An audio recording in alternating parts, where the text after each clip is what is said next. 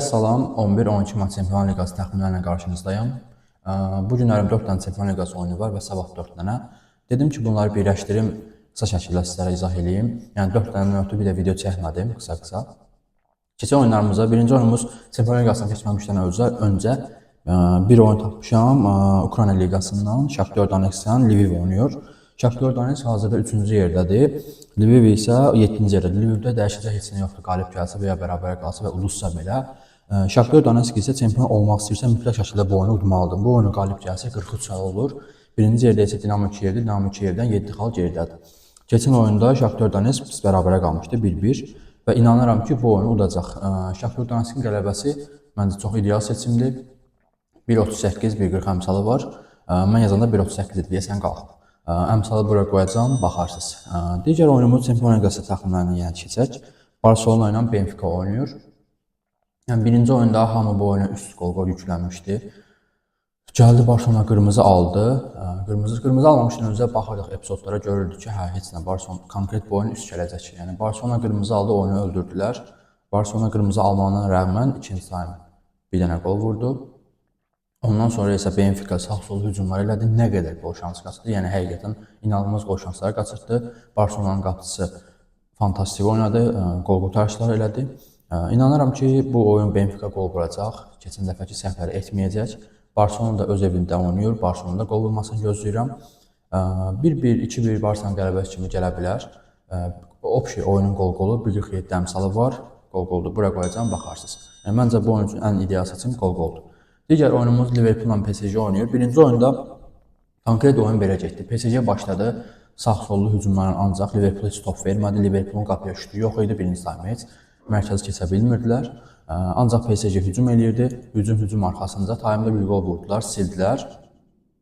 Yəni PSG demək olar ki, açıq-aşkar üstünlüyü qurmuşdur Liverpool üstündə. Sadəcə gol vura bilmirdi. İkinci time gəldi, PSG Liverpool bir dənə hücum elədi və gol.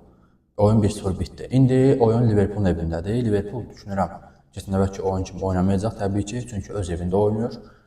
Öz evində oynadığına rəğmən bir gol vuracaq və PSG-dən də yenə gol gözləyirəm. Keçən dəfəki səhvləri etməz, ümidvaram. Gol gələr, qol-qolun əmsalı 1.43 əmsaldır. Bura qoyacağım, baxarsınız. Keçən oyun əslində gol yox, gol gələnlərə indi gol atmaq daha məntiqlidir. Digər oyunumuz Leverkusen ilə Bayer oynayır.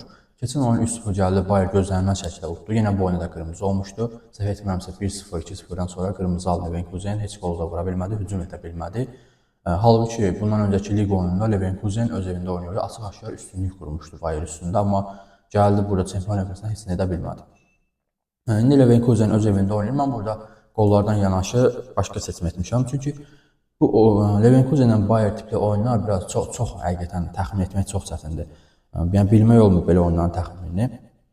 Ona görə mən burada keçən oyun korner alt gəldiyinə görə bu oyun korner üst yazmışam. 8.500 korner 1.30 əmsaldır. Bura qoyacağım, baxarsınız. Daha biraz riski artırmaq üçün isə yenə həmin bu oyun 9.500 korner 1.56 əmsaldır. Onu da bura qoyacağım, baxarsınız.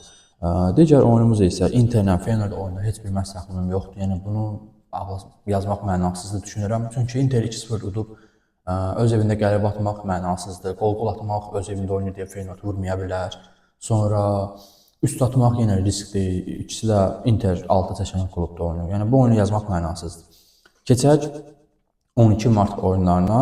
12 Mart oyunlarının ilk oyunumuz Lille ilə Dortmund oynayır.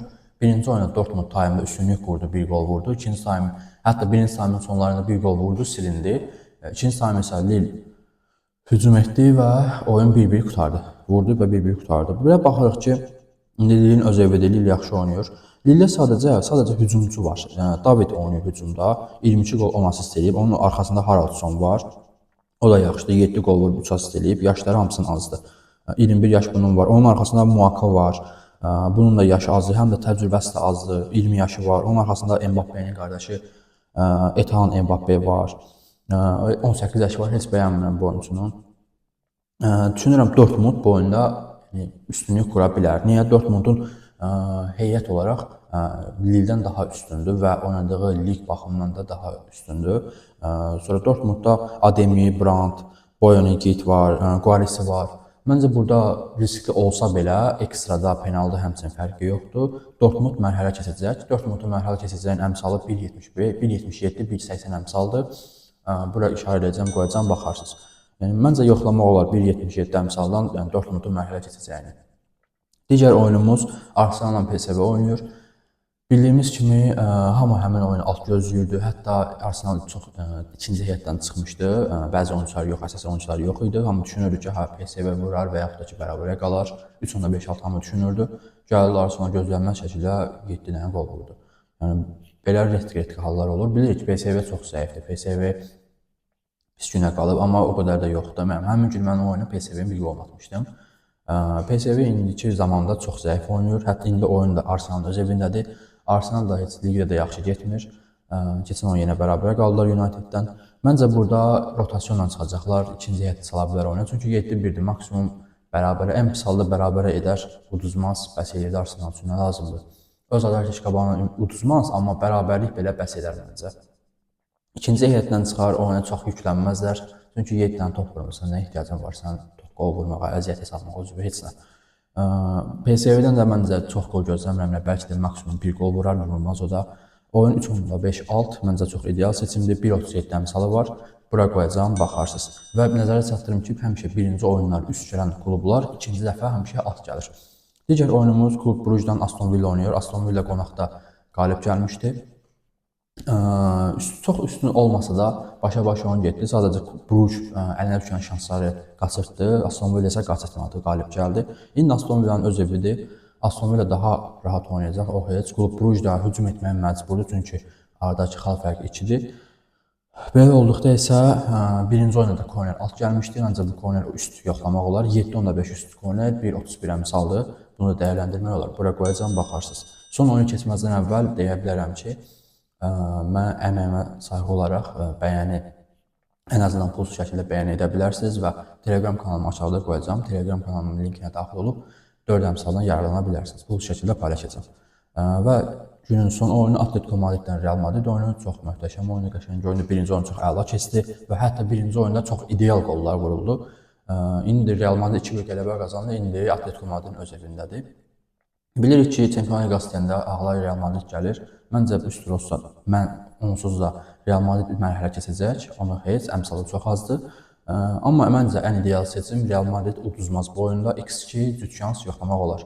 Yəni gəlsin, bərabərə qalsın 1-1 və yaxud da ki, udsun, bizim üçün fərqi yoxdur. Əsas uduzmasın. X2 cüt şansın da əmsalı 1.44 əmsaldır. Bura qoyacağım, baxarsınız. Yəni bugün 11 və 12 üçün olan Çempionlar Liqası təxminləri bunlardır. Hər kəsə